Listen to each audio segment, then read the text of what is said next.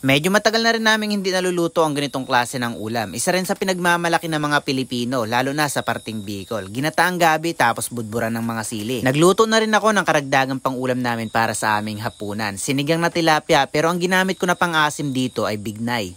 Cravings ko na naman ngayon ang pagluto ng mga gulay na pang-ulam namin dahil nitong mga nakaraang araw ay napadalas ang pag-ulam namin ng mga isda at karne. Ang bala ko na naman lang sanang lutuin ngayon ay puro nilagang gulay tapos isasawsaw lamang sa may kamatis na may patis o kaya naman ay bagoong. Pero dahil nakita ko si mama at nandito rin lamang naman ako sa bahay at ang tanim lamang namin dito sa bahay ngayon na panggulay ay gabi, kaya naisip ko na ginataang gabi na rin lamang ang aking lulutuin. Pagdating kasi sa pagluluto ng gabi, si mama naman ang masarap magluto dito. Hindi ko alam pero baka nakadepende lamang yan sa pagtimpla namin. Pero bago ang lahat, kinuha ko yung mga gabi na aking lulutuin bandang umaga pa lamang. Tapos sabi ni mama, hugasan ko lamang daw saka ako naman ipatuyo ng kaunti. Meron na rin ako ditong nabili na ilang piraso ng tilapia na ipangpapares ko sana sa mga gulay na aking ilalaga. Pero dahil napansin ko na saktong-sakto pa lamang ang pagkakahinog ng mga bignay, naisip ko na sinigang na lamang ang aking gagawin. Dito ko na rin ito lulutuin sa kubo sa taas ng bundok dahil dito rin matutulog ngayon sila mama. At mas maganda kasi magluto dito dahil mas maalwan gumalaw. Meron ding binili si mama dito na 3 piraso ng tulingan dahil mas masarap daw itong ipansahog sa ginataang gabi kapag kainihaw. Pero kung ako lamang ang masusunod ngayon sa pagluluto, ang ipangsasahog ko lamang sana dito ay mga daing. Total naman at medyo matagal-tagal na namin itong hindi naluluto. Ang medyo matagal lamang sa proseso ng pagluluto ng gabi ay yung pagbabalat nito dahil pag kami ang nagaluto talaga kasama ang mga puno pati na rin ang mga laman. Ang ginamit ko rin na pampaalat dito ay patis at nabanggit rin pala sa akin ni mama pag sila papa ang nagaluto sa Bicol, ang niluluto lamang nila ay yung dahon at kaunting tangkay. Habang hinihintay ko naman na maluto yung ginataang gabi, nanguha na rin ako dito ng mga gulay na aking kakailanganin sa aking lulutuin. Inuna ko nang kinuha dito talbos ng kamote. Yung pula ang pinili ko dahil pula rin yung bignay na ipang-aasim ko. Pagdating naman sa pagluluto ng mga sinigang na ganito, ang palagi kong pinangsasahog dito bukod sa talbos ng kamote, puso ng saging. Tamang-tama rin naman na pagkatapos ko manguha ng mga gulay, naluto na rin yung gabi. Kaya nilagyan ko na rin kaagad ito ng pinakangkakang gata. Pati na rin mga gulay na karagdagang isasahog dito at nilagyan ko na rin ito ng karagdagang pampalasa. Sa tuwing nagluluto naman kami ng mga ginataan, kapag nilagay namin yung pinakangkakang gata, hindi namin ito tinatakloban dahil kadalasan namumuo-muo ang gata kapag tinakloban. Pagkatapos naman ito maluto, nagugutom na kaagad ako. Pero meron pa akong isang lulutuin kaya sinimulan ko na rin kaagad. Dito naman sa sinigang na lulutuin ko, hindi ko na ito ginisa para medyo mabilis. Inuna ko lamang dito yung mga ricado saka ko nilagay yung mga isda. Halos pinagsabay-sabay ko na to dahil hindi ko naman ito ginisa. Ganon din naman pagdating sa puso ng saging, medyo matagal din itong maluluto. Syempre, sinabay ko na rin dito pati yung pang-asim. Halos sabay-sabay kong nilagay ito dahil mainit din naman yung tubig na inilagay ko dito para na rin hindi mabantilawan yung puso ng saging. Tansyahan na lamang ito kapag naluto na yung puso ng saging saka lamang ito bubuksan para hindi mabantilawan. Medyo pinahuli ko lamang dito na inilagay yung mga siling green pati na rin yung mga talbos ng kamote dahil mabilis lamang naman ito na maluluto. Medyo kaunti lamang yung talbos ng kamote kaya hindi gaanong kumulay sa sabaw at pagkaluto naman ng talbos ng kamote hinaango ko na rin kaagad. At hanggang dito rin lamang sa video ito. Thank you for watching.